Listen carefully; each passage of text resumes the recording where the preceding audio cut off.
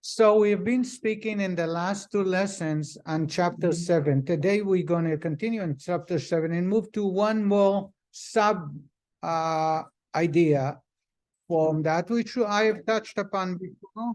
So I would like to just refresh your minds again.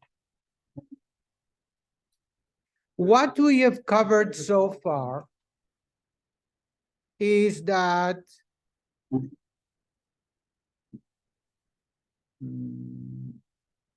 what you have covered so far is that we have a godly soul. The godly soul enters at birth, the beginnings entrance. One part enters, concludes at the naming, either boy for circumcision or girl when she's named. Most of it that part will complete its entrance at the bar or bat mitzvah, 12 or 13. And then when the person gets married, it unites with the other half. This is the godly soul. Then there are two other categories of souls. One, we call them the three unclean klipot. Klipa is shell. They are three because they are, so to say, God created them and told us it is forbidden for you.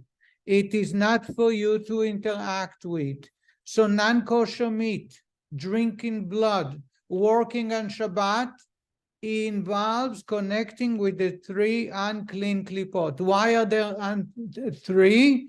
Because, as I said, how distant they are from God. There are, just like in anyone that breaks the law, there is racketeering, there is a manslaughter, and there is misdemeanor. There is all kinds of levels of disobeying the government. When you obey the government, there are no levels. There is only one. You obey the law. You obey the law. When you break the law, you have different levels. It started in the Torah. When you connect with the unclean, there are three levels. For us, it doesn't matter because it is the opposite of what God wants, and that's what counts, and therefore it is forbidden. They are called three klipot. I use the metaphor of a nut shell. Nut shell are unhealthy and are dangerous. If you consume the shell of a nut, you are going to get hurt. There is no benefit from the nut to the human. And then we have something which is in the middle. We call it klipat nuga. I explained the word nuga to mean, I forgot already, but nuga I believe means just outside of God, separated from God. Nuga is neither evil nor godly. Whenever we interact with nuga, which majority of our day, it can be given either to holiness, and if it's not given for holiness, it's unholy, it's removed. The only positive part is that it's easy to elevate it, to bring it to holiness. So if I ate because I had lust for food, not for healthy reason, it's nuga. As we'll discover, it goes down to the three unclean klipot. However, when I return back, when I get myself to myself and realize what I've done was inappropriate, I say, God, please forgive me. And God will forgive. What happens is, that's why the word mutar means allowed. Mutar is acceptable. But actually in the holy tongue, in the holy language, mutar means untied. It's untied, so you can elevate it. But what if part of the meal involved non-kosher food? Then it's asur. Asur we translate to forbidden, but it's not proper translation. It's the only translation that you can use. But the Hebrew word asur means tied down, bounded, meaning teshuvah will not elevate it. Teshuvah will not bring it closer to God. We will discuss soon in this chapter. There is an exception, but we're not there yet.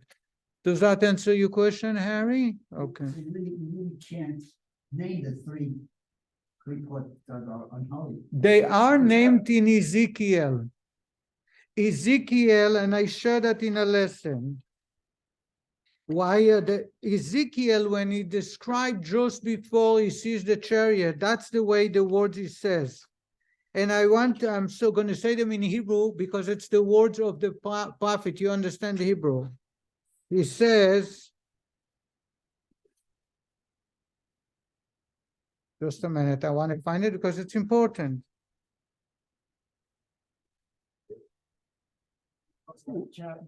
The chariot. Here. Okay. It's not in the text. In the Ezekiel, before he actually envisions the chariot of God, he's the only one, he actually reached closer than any other prophet. Anybody knows that except Moshe? He reached the world of Bria. Every other prophet is Yetzirah. Jeremiah, Hosea, Isaiah, all the other prophets did not reach the level, and Ezekiel is the only prophet who prophesied outside of the Holy Land. No other prophet except Moshe Rabbeinu.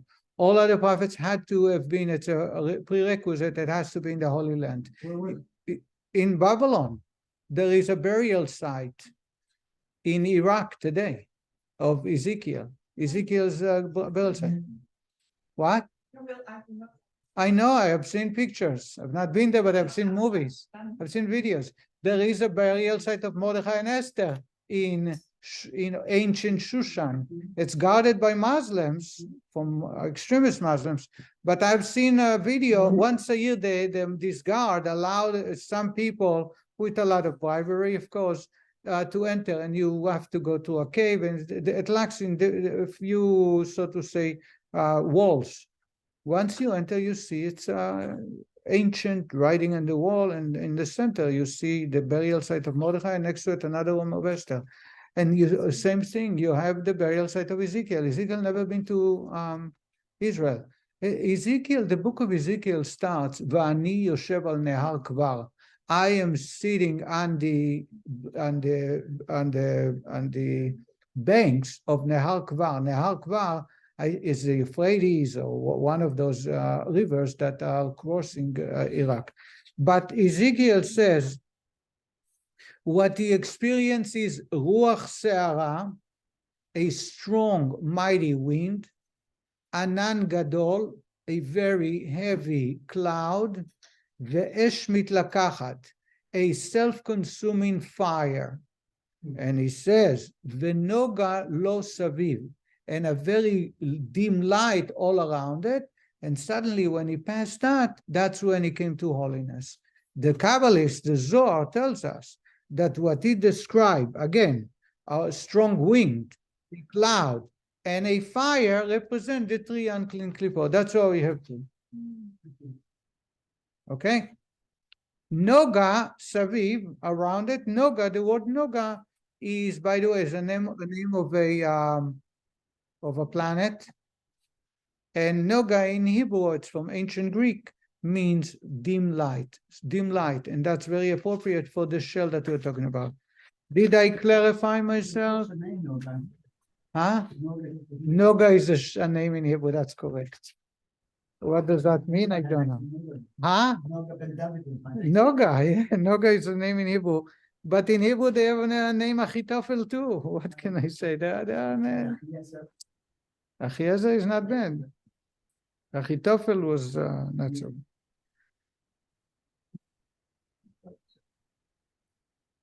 So when a person goes to eat kosher, and he eats it not because his body needs it, but because he desires the pleasure of the consumption, he takes something that was in the middle, that he could have elevated to holiness, instead he lowered it. I think I shared last week that one Rebbe said that when you have a piece of steak in the plate, it's still somewhere hanging. When you stick it cannot change. But when you stick the fork in that steak and you're going to consume it, you're going to determine if that steak is going down or is going up. Do you have to say a blessing? Of course, but blessing is not enough. It has to be for the proper intention. But is it the blessing that elevates it to? The blessing is the beginning, is the The blessing is an exercise that reminds us why are we eating and who is the provider. Now, if I want to share with you some stories. You like stories? We love it. A Chassid came to his mashpia. Mashpia is a spiritual mentor. In the Chabad movement, every community must have not a rabbi, not a rabbi, but a mashpia. Mashpia is someone who is a spiritual guide, someone that you consult with most private affairs, and he is, of course, trusting you. He came to his mashpia and he said that he feels that he has a great lust when he eats bagel in the morning for breakfast. And as soon as he's done with the first bagel, he can't wait for the second bagel. And doing so, if you do it out of lust, pure lust, you are lowering it. It's going to be, one day that bagel is going to come complaining. It says that, you're laughing. It says that when Mashiach will arrive, Even mikir tizak, the rocks, the stones from the wall would testify what we said in hiding. And as Kabbalah explains, every stone that we step on, the previous Rebbe said, when we walk for not serving God, she would say, who gave you permission to step on me? I gave you permission because you're going to serve God. That's how you elevate me. You use me for connecting to God. But if you go opposite God, who gave you permission? It says in the prophet, Even mikir tizak. It's a very famous phrase. So he says to the Rebbe, I don't know what to do. I sit down to eat breakfast. I prayed very, very deeply. I sit down and I can't finish. I can't wait. And I want the second one. So his mashpia turned to him and he says, and after you finish the second one, do you lust for a third one? And he says, no, I don't want anymore. So he says, you have no lust, you have hunger. You simply are hungry. Don't mix the two. So we need to be smart about it. That's what makes Chassidim. They say that a Chassid and being a simple man without brains do not. It's a contradiction, because you need to understand that the fact that I have a desire and I can't wait to eat is not necessarily that I lust for it. It's just that my body needs the energy sometimes. And that's what the Rebbe says to him. If you lust for only one more and after that you don't want anymore, you have no desire for bagels. Your body wants the energy from the bagel. I think I shared with you. Really? Yeah. I thought only me. I shared before that about a Benoni. Many years back in JLI, we talked about a Benoni. The Benoni we're going to get to, but that it's from Tanya. We had a whole JLI twice, different dimensions of Tanya. On Friday night, you have a mitzvah to eat, but overindulging is not necessarily fulfilling the mitzvah. The Baal Shem Tov once wanted to demonstrate, that's not the point I wanted to, but just to get to that point, I want to show it to you. The Baal Shem Tov once wanted to drive the point to the Chassidim. He asked them all to close their eyes, and they saw a big ball wearing a shtreimel. You know what a shtreimel is? What the Chassidim wear. And he says to them, this is a Jew in town who enjoyed the steaks that he's eating so much that he became the steak itself. And this is on Friday night. And that Chassid wore a big shtreimel and all black and white. But if his desire is the steak, it's not Shabbat, it's the steak. So you can't say you're doing it for Shabbat. The difference between, so that's an introduction to the point, the difference between someone who are serving God and enjoying the day is both are going to enjoy ice cream.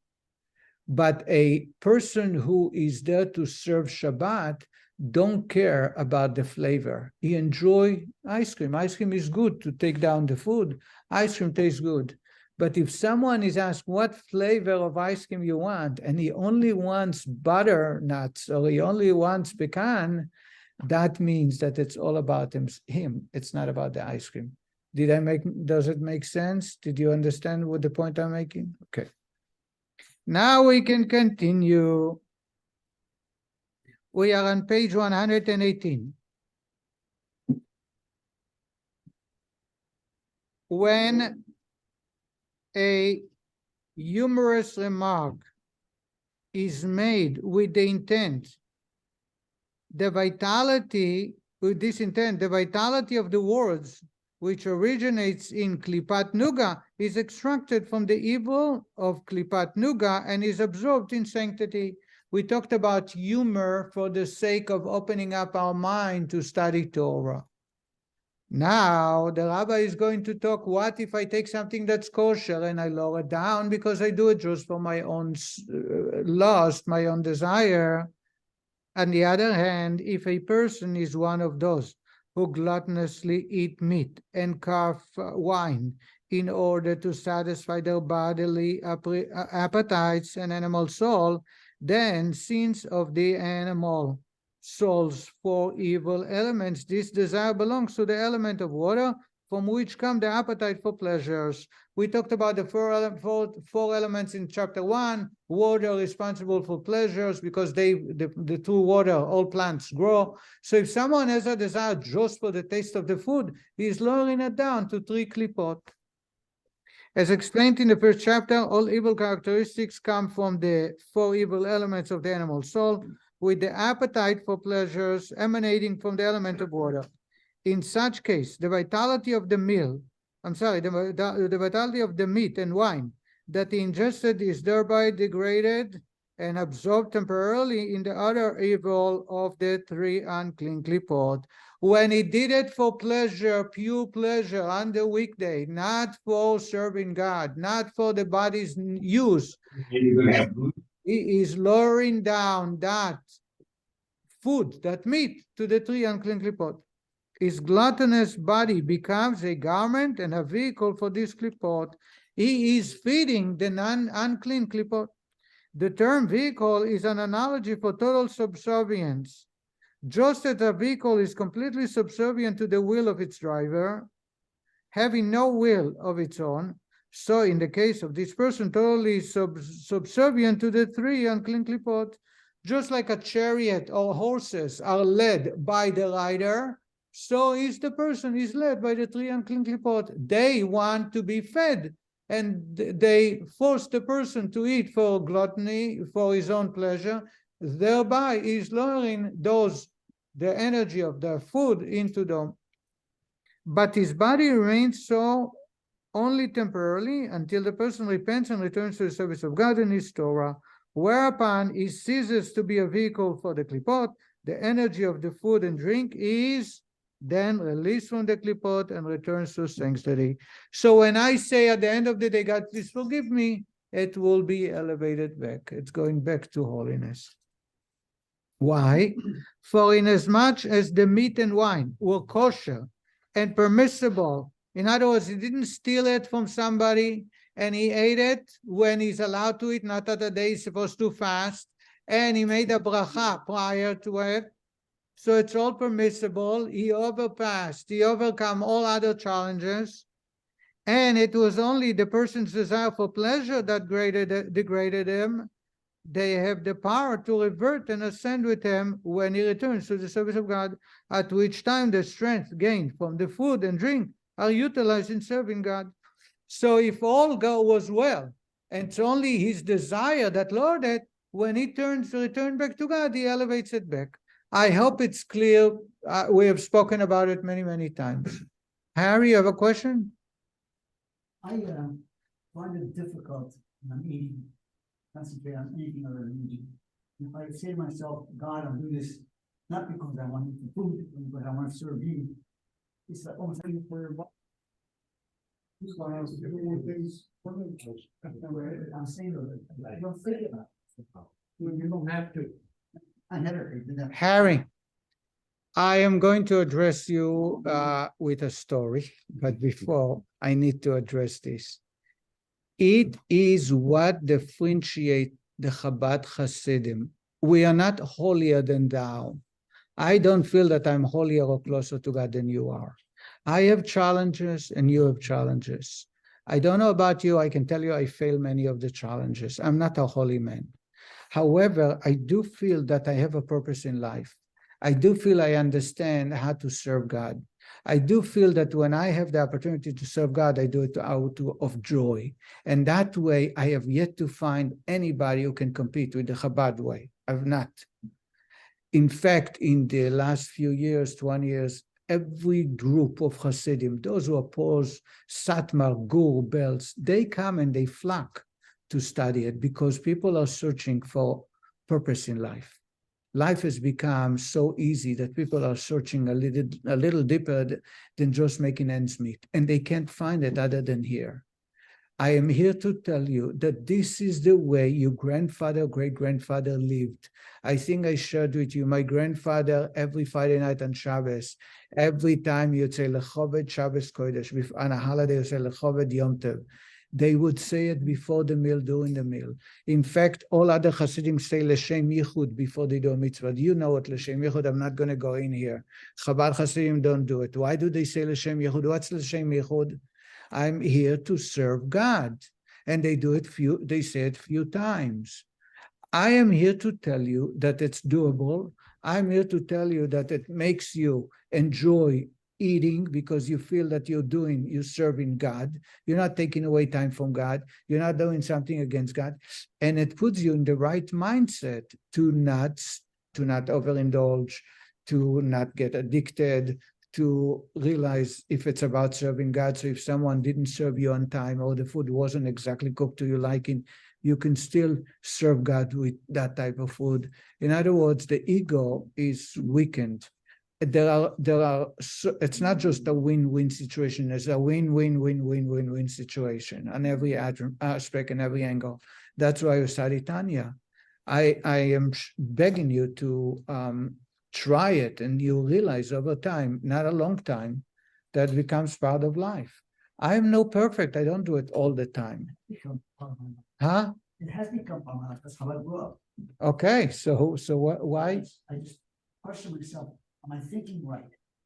I'm here to tell you that's the only way. And I want to share with you a story. I had a story.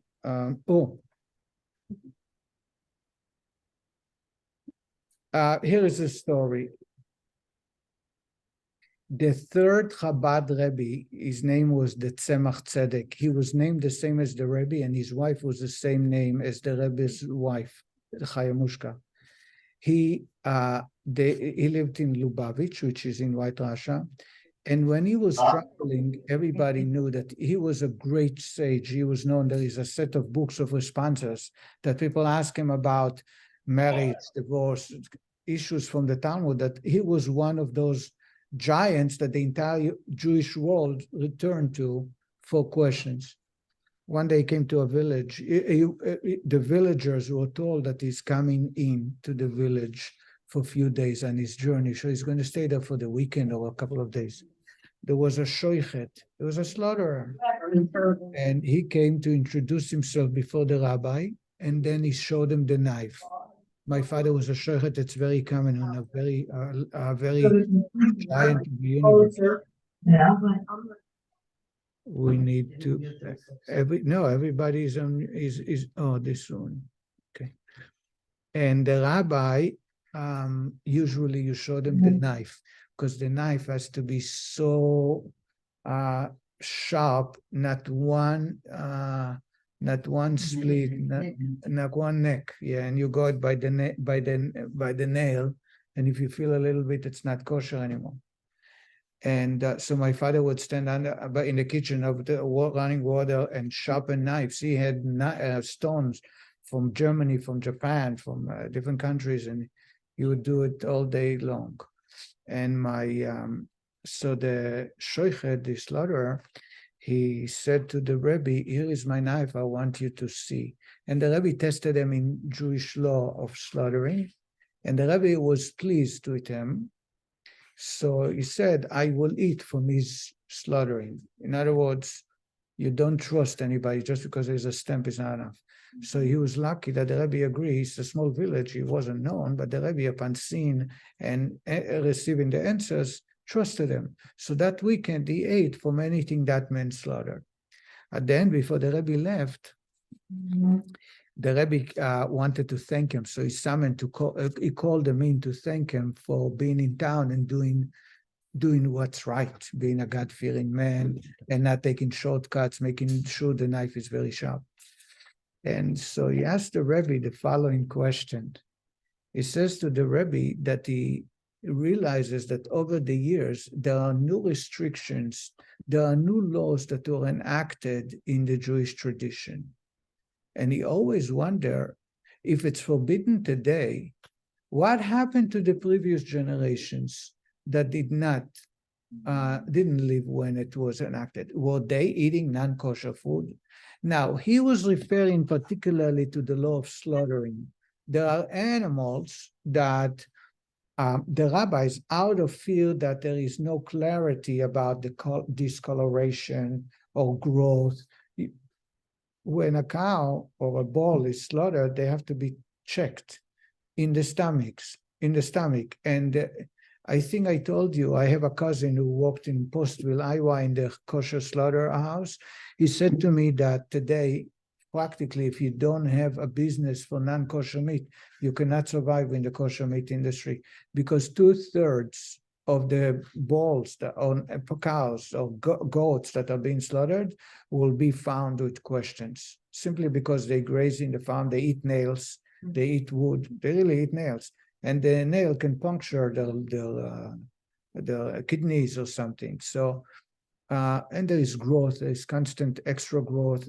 To be a rabbi, I had to take the test on this section. And it's very complicated. My children always laugh that today they don't take to be a rabbi. Today you don't have to know it, because it's so uncommon for a rabbi to have those questions brought before them. We had to go to a slaughterhouse to practice to see. I didn't go to a slaughterhouse, but I passed the test. It's the most difficult test. But what I wanted to say, so there are certain restrictions that became applicable, that were enacted over years, 200 years ago, 300 years ago, 500 years ago. But 1,000 years ago, they weren't there. So if the same situation happened 1,000 years ago, they would eat it. So he said, does it mean that the early sages ate things that are not kosher or acted in kosher? And the Rebbe said to him, the Rebbe answered them, which is directly to this point. He says, you know what the word forbidden means in Hebrew? It means it's tied down. It's asur, it's bounded. It's bound by he says the early generations, it was mutar, it was untied. The early generations were such holy people, they had the power to take it and elevate it to holiness. So for them, it was unbound. But over the years, we've shrunk in our holiness. So we don't have the holy energy to take those questions or those issues and elevate them. And therefore, they became forbidden for us. Because if you interact with that, there is no way you will be able to elevate it. Did you understand what I said? Okay. So as time goes by, things change. In the Jewish world, things change all the time. And there are new enactments continuously. If you look in prayers, for example, in Maimonides' time, 800 years ago, there is almost half of the prayer that we say today in the morning didn't exist. It didn't have korbanos. It says Psuki de Zimra. Before Shema is just some people say it. After there is no Tachnun, there is a short Tachnun, but then there is no Shir Shel Yom, there is no Enkelokenu, there is no Aleinu. Today we had Psalm. Those prayers were added over time because our holiness have shrunk. So connecting to God requires a lot more prayer. And that's what the Rebbe told me. Okay, can we continue?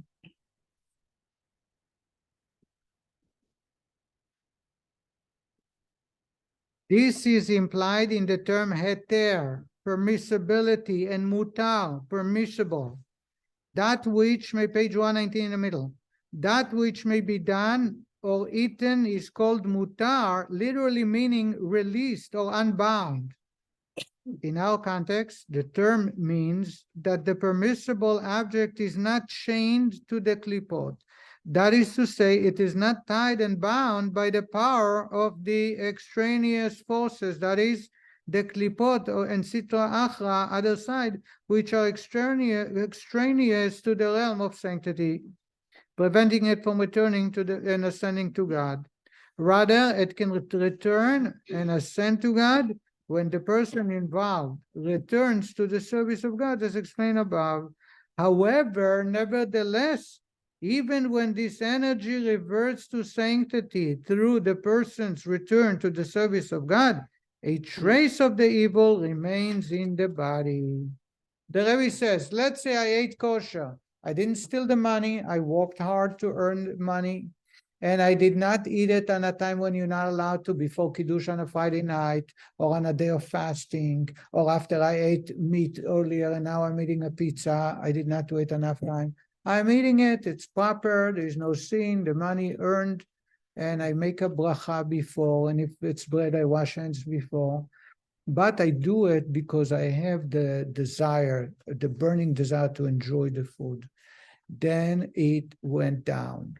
When I turn back to God and I say, I'm sorry, I want to connect to you, I want to come back, I'm able to elevate it back. There is no punishment, there is no lashes, there is no warnings.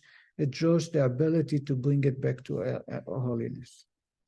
However, says the Rebbe, nevertheless, what does he call it? A scar, a trace of that energy will always remain with the evil forces. A trace will remain.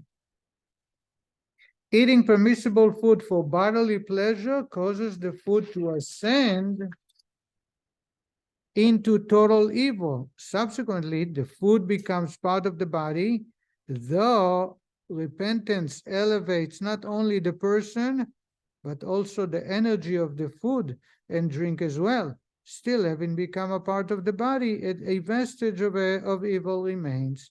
And that's why, for this reason, the body must undergo the purgatory of the grave, as will be explained later. Anybody heard of the purgatory of grave? Oh, I love talking about it. Chibut HaKever. You have it in there? You heard of Chibut HaKever? Okay, so I should tell you that tzedakah, doing charity on behalf of the deceased, is particularly powerful to save from Chibut HaKever, from purgatory of the grave. Let me explain you Chibut HaKever. Actually, this is a topic that Chassidim like not to talk about, and I hate speaking about it, but I have to cover it completely, otherwise there'll be questions, I'll be spending more time. After a person dies, before they go up to the court to stand trial about their life, there is a cleansing period. And the cleansing period, the best way, chibut means beating up. Of kever, kever is the grave, which means the soul is being beaten up. The best way is, have you seen a ping pong, the two, what do you call those? Paddles? Yeah. Two paddles, two angels are standing far from each other. The soul is the ping pong. And they puck. And as long as that's to rid of the trace, not of the what's that's still there. For that is, they will have to pay a full price, but just for the trace of what went down to Chibut HaKever. Just to make you feel better, there is not a single person on earth who did not have to go through the purgatory of grave.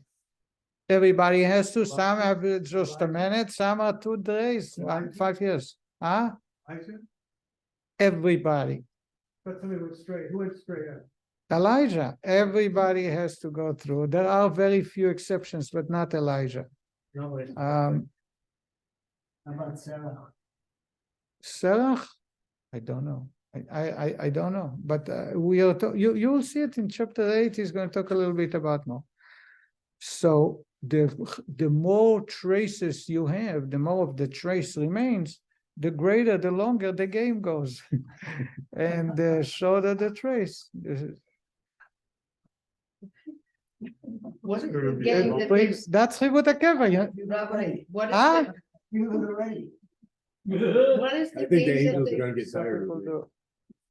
they, what is the game that they play in Israel on the beach with the paddles? Ah, that's Parabol. It's called parabol. It's In- called, in- they're training. right. that. That's They're training. That's exactly what I'm talking about. In Hebrew, we call it matkot. Matkot. Yes. And you see And- that all the time. In the Holy Land, there is a museum, not the Holy Land, the Holy Land, yeah. There is a museum outside of Jerusalem that has mini Israel. It's called mini Israel. When you go, you see small, have you seen there? Have Yeah. you been there? We have been there. Okay, I've been there. You see you see the airport, you see Jerusalem, you see Akko, Yes. you see Tel Aviv and the beach, and you hear the sound of kak, kak, kak, Yeah. kak, because it's a must. You must. If you go to the beach a lot, you must have those two, and you must play them. I once brought it home because from Israel. My wife, she wasn't happy about that, but it's part of growing up in Israel. If you have a beach not far from where you grow up, you must have those. Those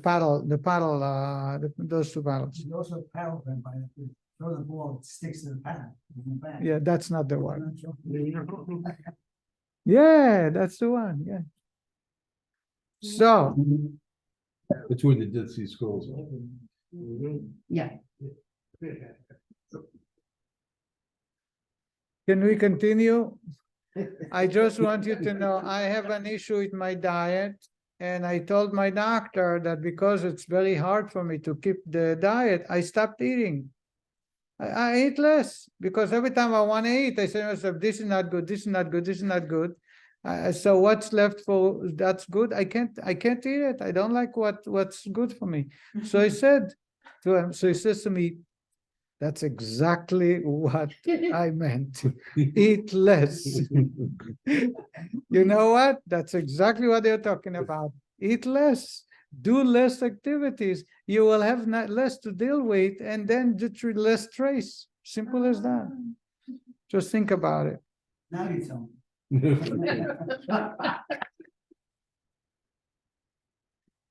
All right. There was a member here, a founding member by the name of Harry Oxman. You knew him? Yes. How did you know him? He was here when he gave the Torah. He left the tool for us.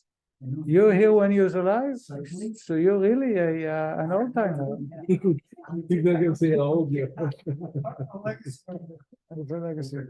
Harry Oxman is on the picture there with me holding the Torah when we ushered the first Torah. I see that day. Harry always say to me, where were you when I grew up? Why didn't I meet you then?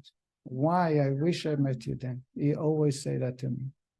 So every time somebody says, where were you? It reminds me of Harry. All right, let's continue. Like all heavenly punishments, purgatory of the grave too is a means of spiritual purification. All remaining traces of evil energy created by eating and drinking for bodily pleasure are removed through this punishment. Now the rabbi is going to a very unpleasant ideas, but we need to go over them. I'm not going to go through the details because I don't know that how applicable they are, but we study it many, many times. So too with regards to the vitality of the drops of semen emitted from the body with the animal lost by he who has not conducted himself in a holy manner during intimacy with his wife during her state of purity.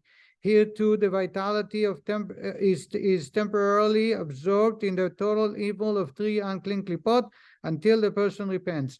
And we're talking about someone who omits semen when he's married to his wife and she's fit to have relationship because there are times of the month or a certain age that she cannot. We're talking about she's okay, he's okay. But if the union is done not for the sake of serving God, but for lust, for desire, pure pleasure, it will go down to 3 klipot. Here too, the vitality is temporarily absorbed in the total evil of the three unclean klipot until the person repents. In the above instances, the fault lied not in the acts which in themselves are permissible, but rather in the person's intention in doing them. We spoke about what you intend, if you desire to serve God with the food, or if you are going to serve yourself, you lust for the taste. Here, acting out of regard for bodily pleasure, not for the sake of heaven. However, so this is up to here. Such is not the case, however, with forbidden foods and illicit cohesion, which, inasmuch as they are prohibited acts, derive the vitality from the three entirely unclean klipot. When it comes to forbidden food, food that was stolen, food that's not kosher, eating food on a fast day, or a misbehavior or a relationship with a forbidden woman. This is connected to the three unclean klipot, and it cannot be elevated back. These are tied and bound by the extraneous forces, the klipot, forever. The vitality of these prohibited acts are not elevated from the klipot until their day comes, which is the time when evil will totally disappear from the world. When death, i.e., that is, the klipot called death, because they oppose godliness, which is life, will be swallowed up, that is, eradicated forever, as it is written, and I, Hashem, God, will remove the spirit of impurity from the earth. Then, when the klipot ceases to exist, the sparks of holiness will of themselves be freed from them. Says the Rebbe, the three klipot will never release it until God cancels them out. Then all the energy they stored will be released. But as long as they are still around, until Mashiach comes, they are holding on to the energy, and it will be there forever. Or until the sinner repents in the manner presently described, in which case the sparks of holiness need not remain in the clutches of the klipot until the end of the days. They may even be freed and restored to holiness when he, the sinner, repents so earnestly that his premeditated sins become transmuted into veritable merits, this is achieved through repentance out of love of God, coming from the depths of the heart with great love and fervor, and from a soul passionately desiring to cleave to the blessed God, and thirsting for God like a parched and barren soul thirsts desperately for water. Okay, so what did we say so far? Let me explain. There is another method on which we can take sin and take the energy out and elevate it, and that is what is called in the Zohar in Kabbalah, Teshuvah, repentance, me'ahava, out of love, not out of fear, not out of respect, but out of love for God. The best way to describe it is to explain that is to share a story.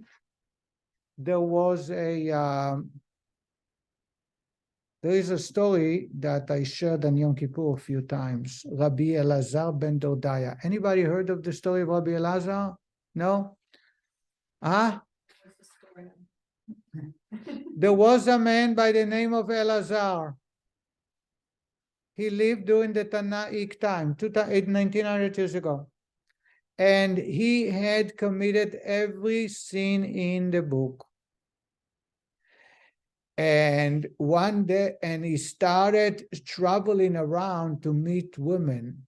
He wanted to experience different type of women all across the globe. It wasn't enough. The Holy Land wasn't enough for him. One day he crossed the sea to Rome, and he met a very famous madam. And when he came to the room after he agreed upon the price, apparently he wore tzitzit, a garment. And when she saw that garment, she says, "You are from the Holy Land, you are from the chosen people." He said, "Yes." He says, "How dare you You are being chosen by God, and you just spend so much time to go so far from God. How dare you do that?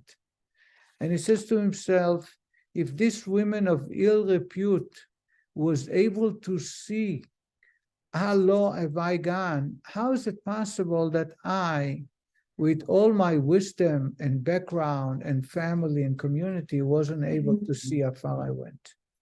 So he ran back and he traveled to Israel.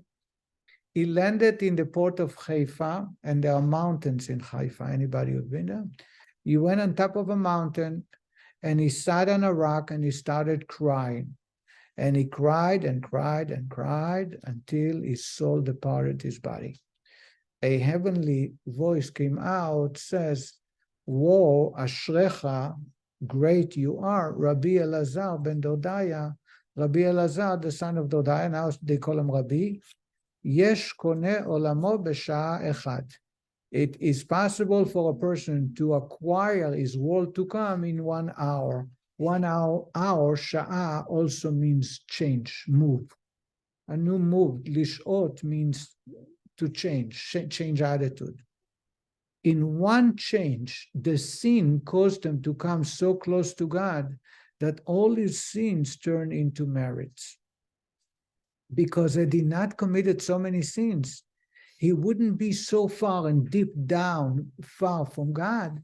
It wouldn't serve, it served as a springboard, allowing him to come so close to God. Now, where did he get the world to come? This is another question that will come up. So I'm giving an advanced point here. The question is, the man was already 80 years old. He was young, full of energy. But you cannot go to the world to come unless you did mitzvot, you did good. So he removed all the negative energy and it turned into positive, but that's not sufficient to build the world to come. The Gemara, the Kabbalah tells us that at the same time, years earlier, there was a very famous holy man who served in the second temple for 80 years as the high priest, Yochanan Kohen Gadol. 80 years he was pure, because 1 year if he would not be full, perfect, and had one sin, he wouldn't come alive from the Holy of Holies. He was one of 11 priests who served in the Holy Temple, the second Holy Temple, who lasted for 420 years. All the other, there were 96 or 92 high priests, except 11. All of them didn't make it to 1 year. They had to be pulled with chains because they had one sin, but they wanted the experience. There were 11. One of them was Yochanan Kohen Gadol, who served for Shimon HaTzadik, served, I believe, for 40-some years. He served 80 years. So the rest of them, 80 more years. Anyway, back to Yochanan Kohen Gadol, for 80 years he was the high priest. You can imagine how holy the man was for 80 years. And then he became a Sadducite. He refused to accept the oral tradition, and he died. Now, when he, at the end of his life, turned back against God, what happened with all the amassed reward that he deserved? He couldn't receive it because he kicked God in the stomach. So those 80 years of good deeds went to Elazar ben Dodaya. That was, so to say, the soul of Yochanan Kohen Gadol entered into Elazar at the end of his life, so he can receive back the reward. Did you understand what I said? Ali, you got it? Because that's a question that is very common to be asked. So back to our discussion, Elazar ben Dodaya, had he not gone so far from God, he would never been able to come so close to God. And just because you're so close, he did so many sins, and somebody in such a low-life person who is able to look at him and say, how dare you? It brought him back to reality. It's a wake-up call, and that's what made him close to God. So when a person is committing a sin, and the sin is the motivator for him to change, and it happens many times with addiction, it happens with different sins. I've experienced this with many people, that the sin itself, the misbehaving itself, is the motivator, is the catalyst that makes the person make a turn and say, look how far have I gone. When someone gets drunk and he's going back home and he's getting beaten up or screamed by his wife, he says, I won't do it. And the next day or 2 days, 3 days go by, and then again, he got a paycheck, he will go and stay in a bar. But what happened if one time he raised his hands to the wife and the wife says, no more, I don't want to stay with you. Or he has a video about his behavior when he was drunk. Or he ended up in the yeshiva, in a place where you sit down in jail for 2 nights. That gives him a little food for thought. And those people will say, you know what got me to go back to be normal? The time that I did in jail, the time that I really went very far. I do not agree. This is unacceptable. But all I'm saying is that sometimes the misbehaving, the farther a person goes, sometimes it will be the wake-up call that brings a person back. They hit rock bottom. Rock bottom, but everybody has a different rock bottom, right? Yeah. Because you think you hit a rock bottom, and then there is another one, and it happens, unfortunately.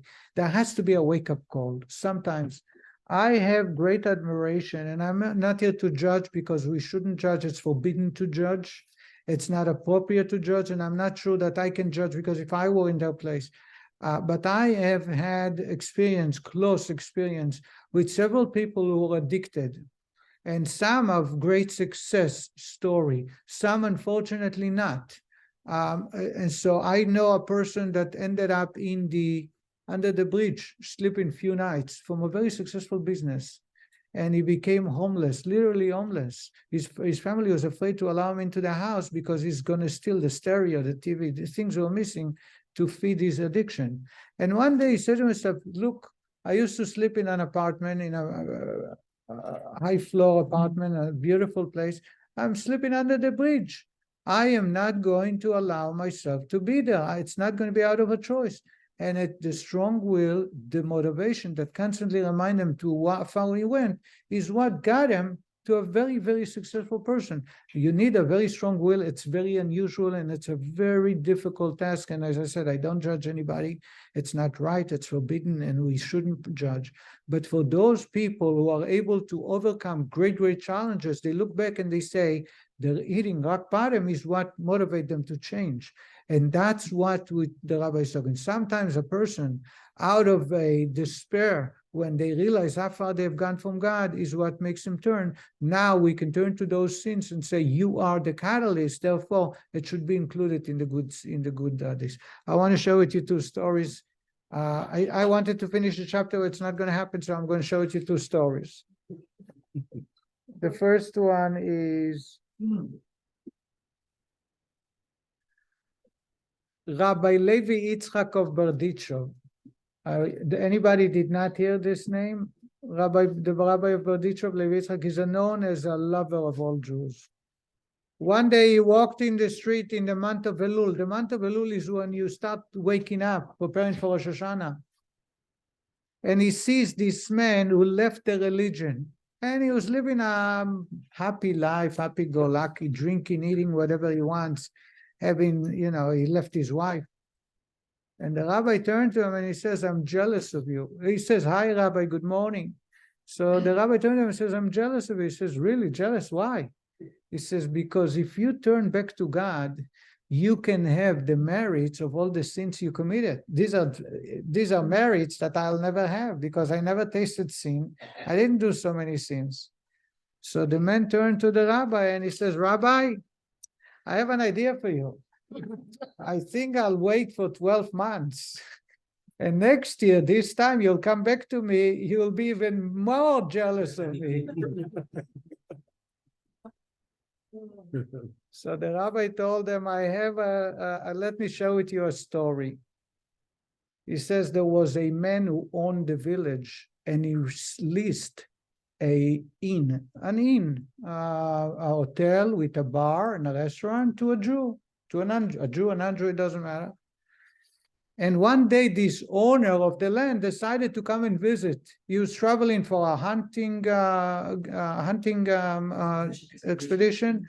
So he will stop by the village, check around. So where does he stay at night? In the inn, that's his. as he's traveling to come into town, there is a lot of rain, very heavy rain start coming down. So he says, okay, I'll come to my inn. There will be nice wood, nice fire to warm up and to stay dry. He was very happy that he made a plan to stop by there. He comes in, as he rides into the barn with his horses, and the barn has holes and rain is falling down. So he says, what? He's not maintaining my property properly. And then he walks in, he figures, okay, maybe the barn, but he walks in, sure enough, in the foyer, just by, you know, when you agreed it, when you make they ask you if you made reservations, there is a hole, there is rain coming down. And he says, hi, I would like to have a room. And they give him a room. And sure enough, in the room too, where the shower is, there is water, there is next to the bed, more water sucking down. He is so angry. So he goes down, he summons the owner of the inn. It's not the owner, it's the one who listed. He says to him, how dare you? I gave you a very, very beautiful facility and you don't maintain it. Don't you know that rain comes all the time and you have to maintain, you have to fix the wood, you have to fix the roof, you have to change. Well, how dare you? So the man says to the owner, he says, to be honest, I was planning to fix it, but I wasn't counting on you coming so soon. I was counting on you to coming in by the end of the fiscal year to check. So by then it would have been fixed. And the rabbi turned to this man and he says, you know, did you understand what the parable he was telling the man? He was telling him, you think that you have another year to repent and come back. You'd never know that the owner of the village may come a little bit earlier. So the man says to him, okay. Sure enough, a month later, he got sick. He fell ill and he was bedridden. So he sent his wife to call the rabbi. And he says, Rabbi, now I see that the parable you gave me is very true. So he changed, he repented. We need to understand that if we do it right, and because of those sins, they turn into positive. And I had another story and I forgot, so I have next week I'll show it to you. So the saying is, repent the day before you die. Repent, because you never know if it might be your last day. That's the point of the story. All right, thank you, everybody. And next week, I just want to share with you that this Thursday there will be no Torah study. I'll be leaving town.